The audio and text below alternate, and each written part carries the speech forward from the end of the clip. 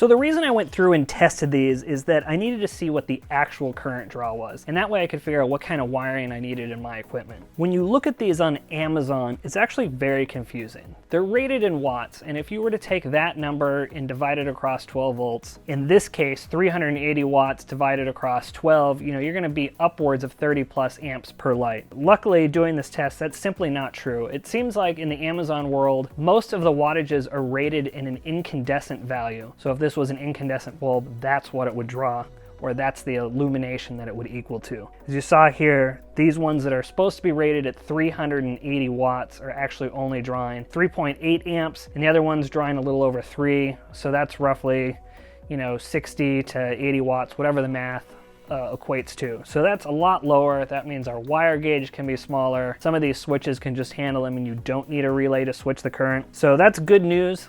So let's get these wired up. I ordered those smaller LED light bars for my Genie rebuild project because I wanted to confirm how the watts were measured so I could pick the light bars for the cat that would not be over the rating of the existing fuses or wire gauges. So here we are just a couple weeks later with a new, larger light bar. I am hooking this light bar up to test how many amps it actually draws.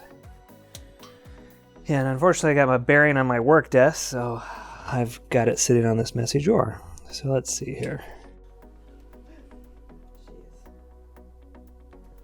So that's fused to 10 amps. It draws more than that. I'm worried about 11 amps. So I don't want to blow that meter up, so I know that I'm drawing 11 amps on that. That's crazy.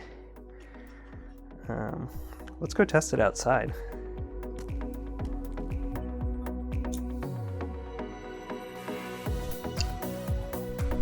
Do you think that'll be right enough?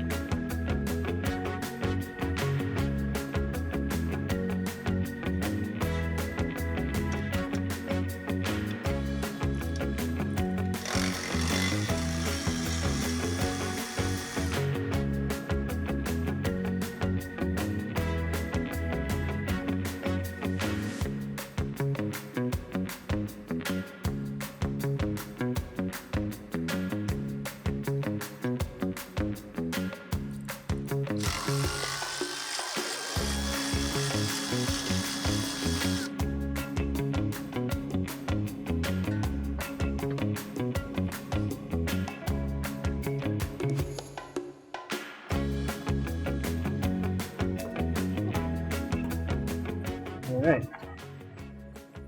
It's starting to rain. Maybe we should get out of the rain. My very first 3D printed things that were useful for something. They clipped on here onto my lamp and it held our iPad while we slept. And watched cartoons. Bye, little things.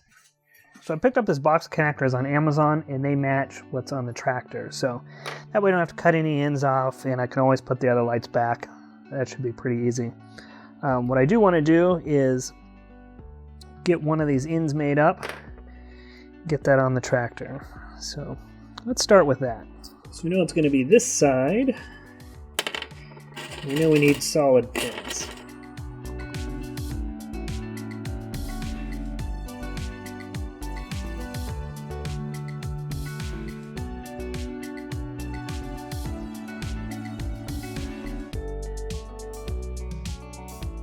They say just to crimp these things, but since I don't have the right crimper, it's just better to solder it as well.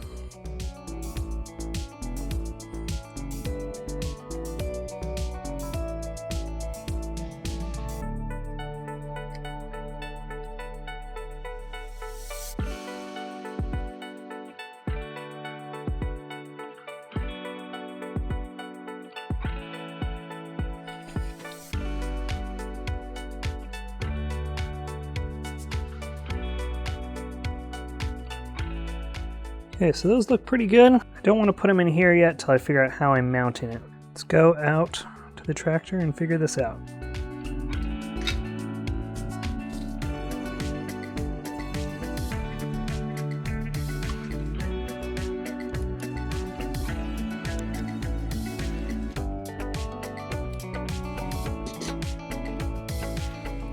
So I think what I've decided to do is move the mount holes out to these two. That way it gets it closer to the front and I can run the power cord through one of these existing holes. So let's widen these holes.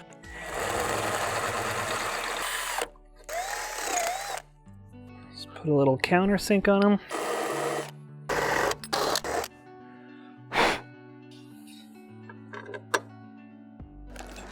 Whoa. The winds here are always crazy, which makes recording audio extremely difficult. So I'm sorry, future Bob. It's gonna suck. You have to line up the captive nuts.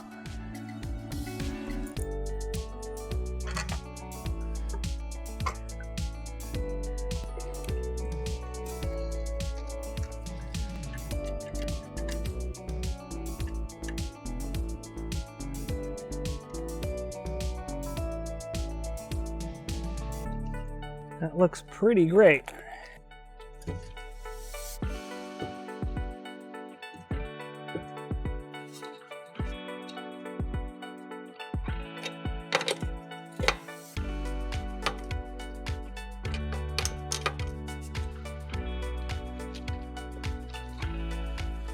It's pretty solid. Now let's feed this down here.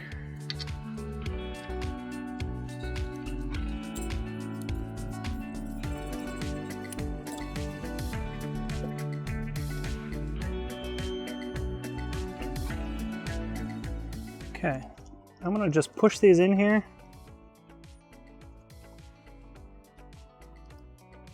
Test this. Oh man, it's like daylight. So that's gonna work just great. Let's make sure red to red here.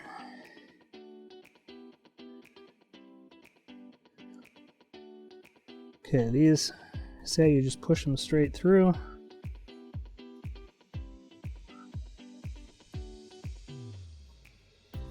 Use a little spit to lube it up.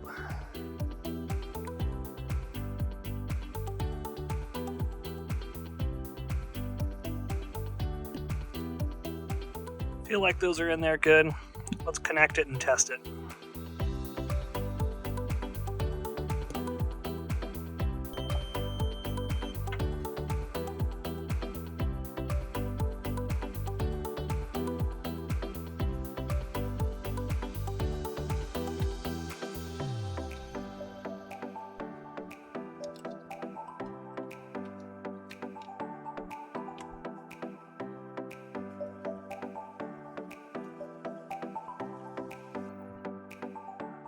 Okay, it's pretty good. I'm going to reuse this one on the other side.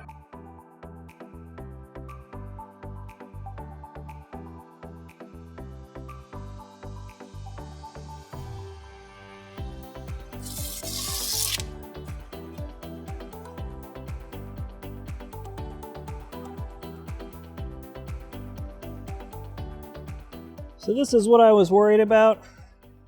Clearance is here. Maybe I'll shove it over a little bit to the side. I'm pushing on the boom. I think it's gonna be okay. Let's check the other side. A lot more room over here. So why don't we adjust it in this position? Yeah, let's put a little more room on this side. I centered the light on the cab, but obviously the boom is not centered with the cab. Damn, too far.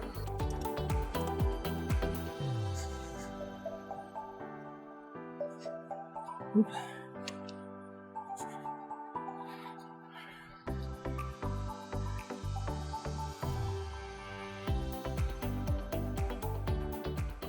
go check the other side.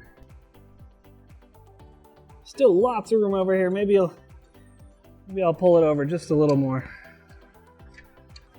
Yeah, that's probably good.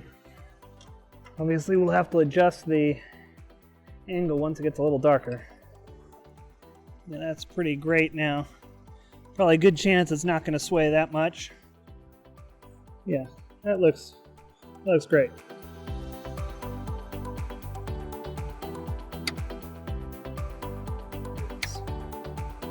Massive difference.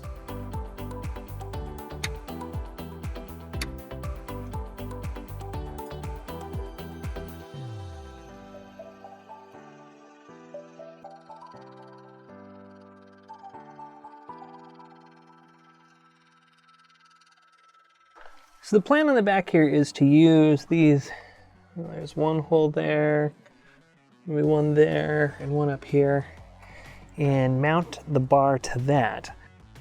The problem with that is the cable, and you could go quickly and just run the cable down and have it loose, but I don't think I want to do that. So I think I'm going to try to attach it to all these bolts coming down, and then through the back, all the way through there, then come out down here, and then tie in to the lights over here. I think that'll make a much clearer installation. Looks like there might be a little pathway for a wire here. So let's get started. Yeah. 8.2 amps. God, I just looked over there and it hurts my eyes. Yeah, You got spots? I got spots. They're multiplying. It's out of control.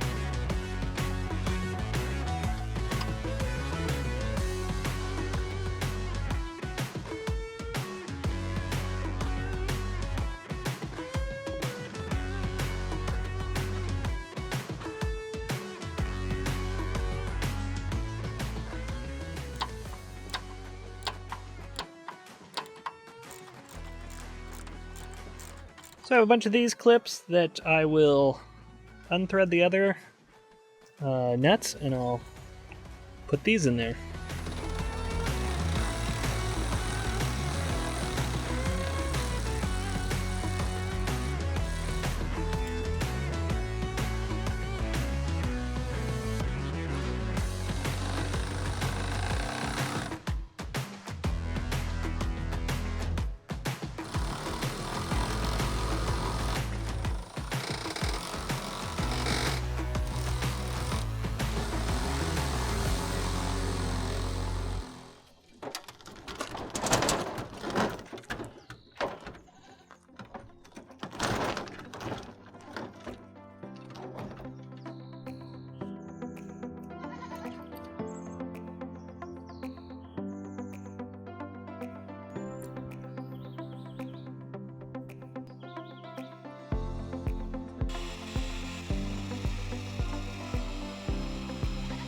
Hi, Luna. Hi, sweetheart. I know. Hi, sweetie. I gave you the opportunity to come hang out with me, but all you wanted to do was eat trees.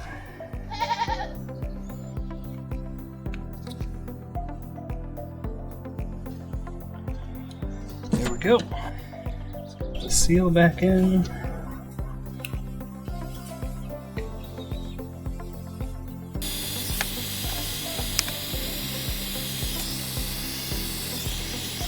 Push it through.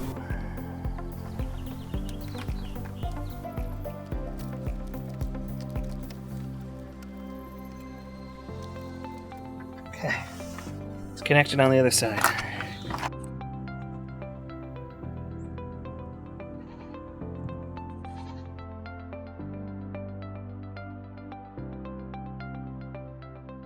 Wasn't as bad as I thought. Now it's time for the moment of truth. Let's see if that works.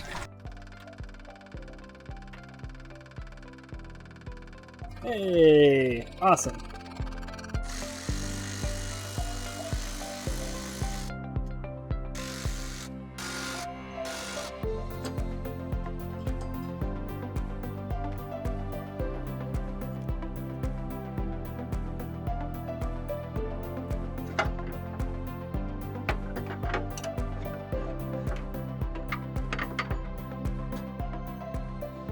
That gives us a little more room. Let's disconnect this for now. So I just want to zip tie this against here.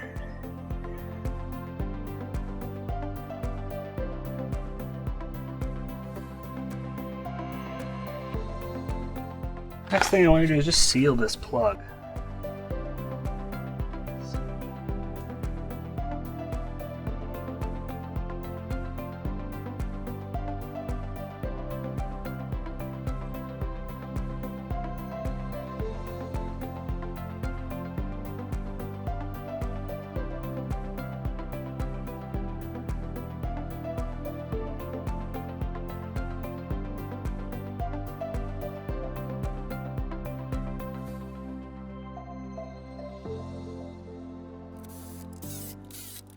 That side done. Let's do the other side.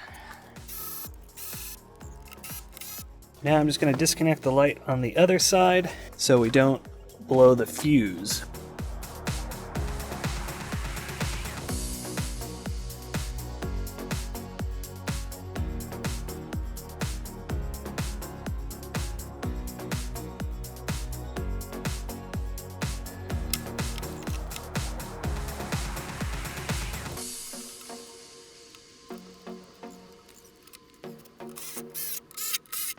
So just notes why I did this side differently is I noticed that the heat shrink I have has glue in it, and I was worried that if I just put it on the original connectors, I might ruin them or make them extremely difficult, so I put new connectors on, and then I heat shrunk those. So in the future, if I do need to get at the connector, it's going to be way easier to pull apart.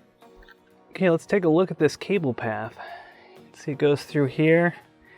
Not really worried about that rubbing because it goes up against a rubber plate there. Comes down, follows back there, loops around, loops through there. Got it tied to a cable there. Comes down and around, back behind. It's tied back there and then back out. Let's give it a test.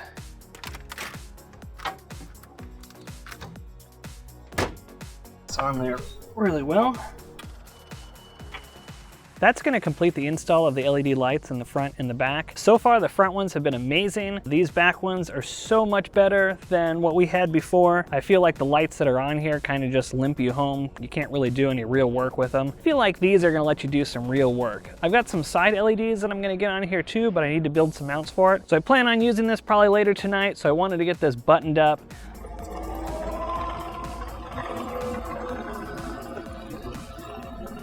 Lights are so bright, it's awesome.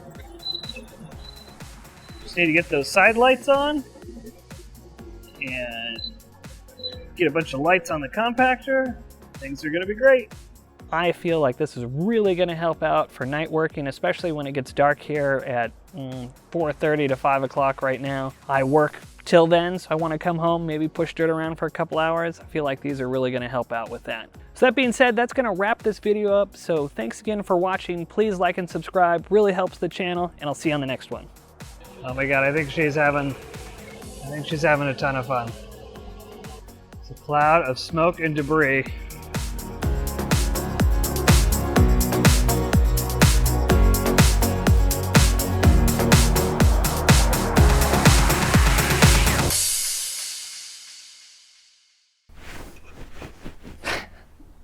Is there ever such thing as too much illumination? No. Are you sure? No. Got a relay. Ugh, I don't want to use that. Can you say bam bam for me? Bam bam? Bam, bam. What? For what? Because your hair.